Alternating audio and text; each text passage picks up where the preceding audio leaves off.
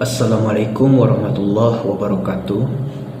Dalam keadaan apapun kita, baik itu dalam keadaan sehat, dalam keadaan duka, sedih, bahagia, maka marilah kita selalu bersyukur atas nikmat yang telah diberikan oleh Allah Subhanahu wa taala kepada kita.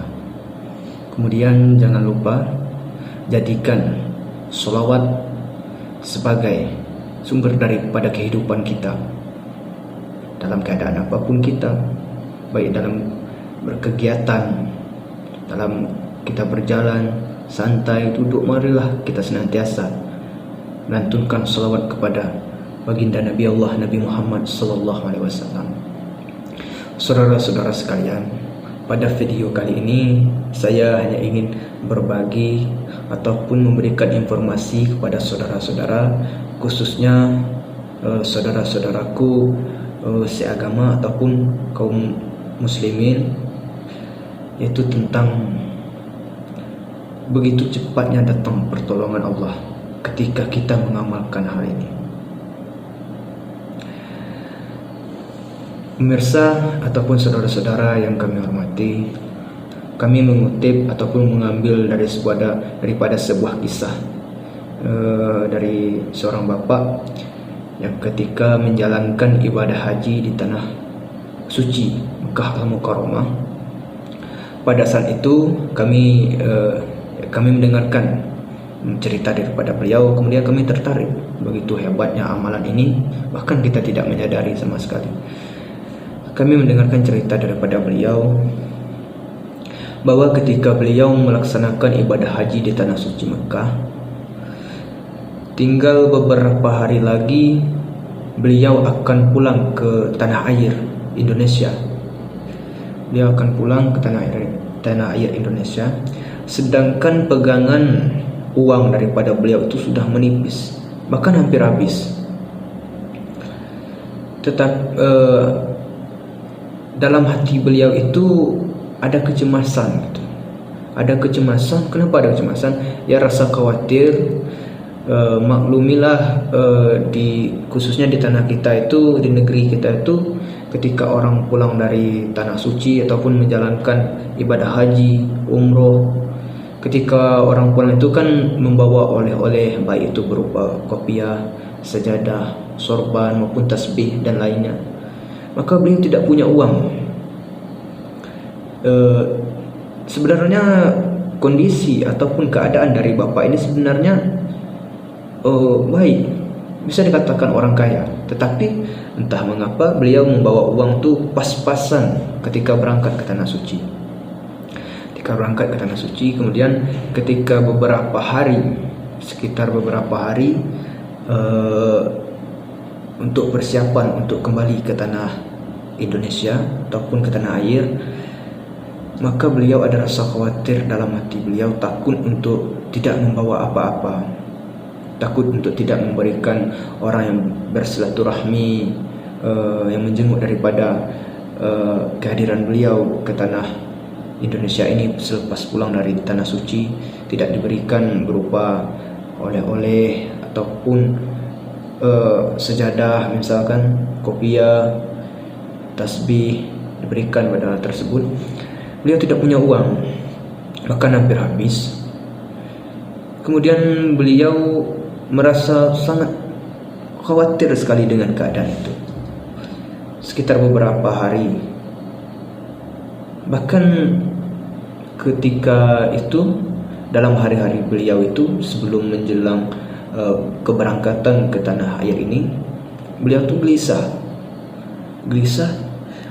karena tak ada pegangan uang sama sekali. Tak ada pegangan uang.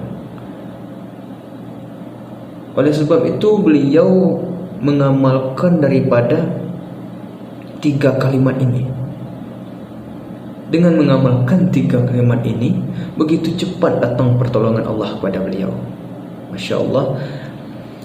Dengan mengamalkan 3 ini, setiap detik, baik itu ketika beliau sedang berjalan, sedang berkumpul bersama sahabat-sahabat beliau beliau selalu, baik itu di lisan beliau ucapkan, baik maupun itu di dalam hati ketika berkumpul dengan sahabat beliau, selalu beliau amalkan. Memang beliau berharap ya, pertolongan Allah cepat datang kepada beliau. Sebenarnya kalau kita pikir, bisalah beliau untuk meminjam daripada uang sahabat beliau, tetapi beliau malu gitu, takut membebani daripada sahabat-sahabat beliau, takut orang lain nanti uangnya jadi tidak cukup untuk berangkat ke tanah air. Jadi beliau terdiam sambil mengamalkan daripada amalan 3 ini.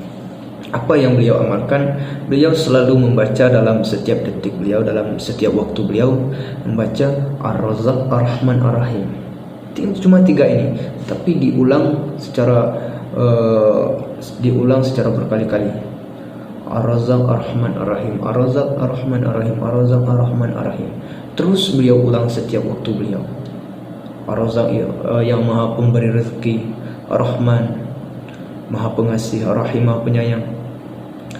Selalu beliau ucapkan, beliau amalkan daripada 3 ucapan ini dengan berharap pertolongan Allah cepat datang kepada beliau.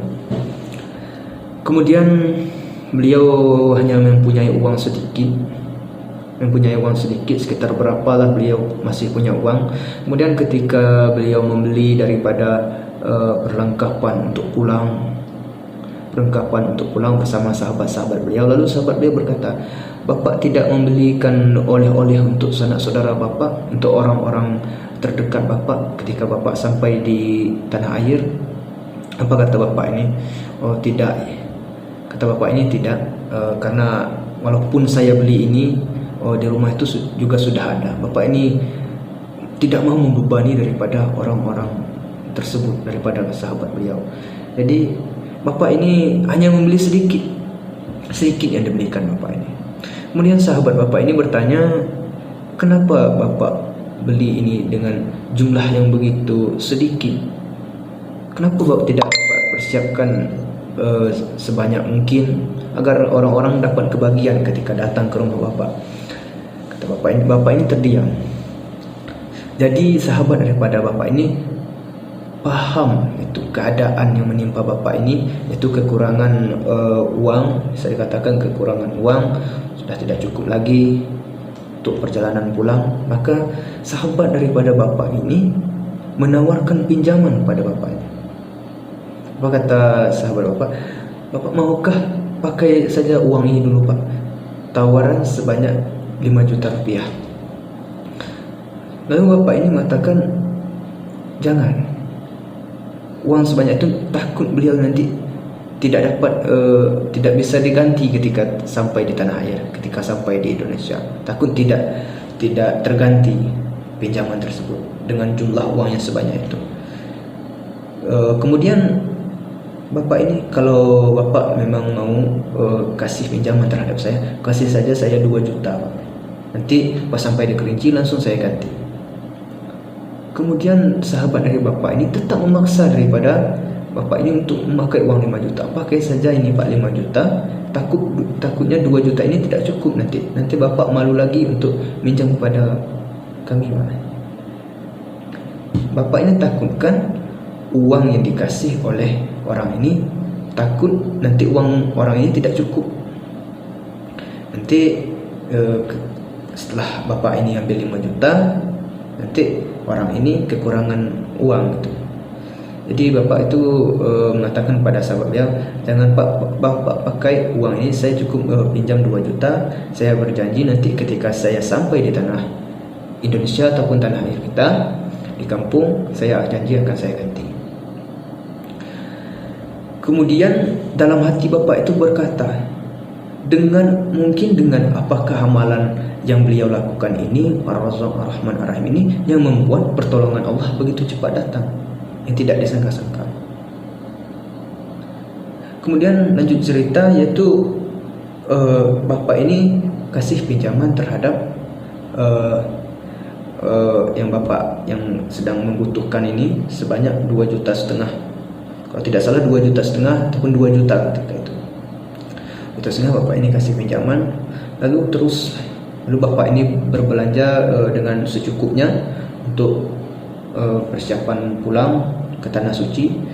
Maka ketika sampai di hotel, bapak kembali ke hotel, ke Tanah Suci, bapak itu berpikir, ternyata amalan daripada Ar-Razzaq, Ar-Rahman, Ar-Rahim ini banyak yang tidak diketahui oleh orang, bahawa pertolongan Allah cepat datang.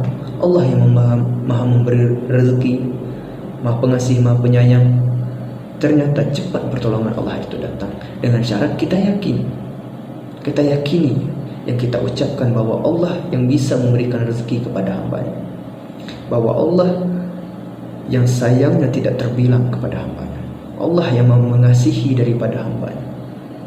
Maka terus beliau amalkan hingga sampai di mobil, sampai di pesawat pun, ketika perjalanan pulang ke tanah Indonesia, beliau tetap mengamalkan daripada amalan tersebut sampai sekarang. Tetap beliau amalkan. Untuk itu saudara-saudara, saya ingin mengajak kepada kita semua, bagaimana yang dikatakan rezeki yang barakah itu, rezeki yang diridhai oleh Allah itu, mari kita senantiasa menyebut nama-nama Allah Subhanahu wa taala, Ar-Razzaq, Ar-Rahman, Ar-Rahim. Beliau yang memberikan rezeki kepada kita. Ketika kita dalam keadaan terhimpit seperti bapak tadi, kita malu, kita takut untuk membebani orang lain, tetapi Allah lunakkan hati orang lain untuk membantu, untuk melapangkan daripada kesempitan kita.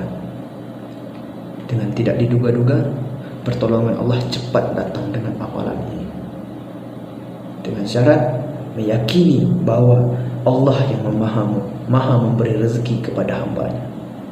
Semoga singkat cerita yang saya informasikan kepada saudara-saudara bermanfaat, dan jangan lupa kita amalkan dalam kehidupan kita sehari-hari.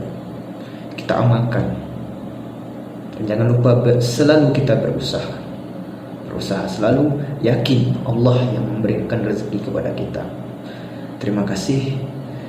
Semoga bermanfaat bagi kita semua. Assalamualaikum warahmatullahi wabarakatuh.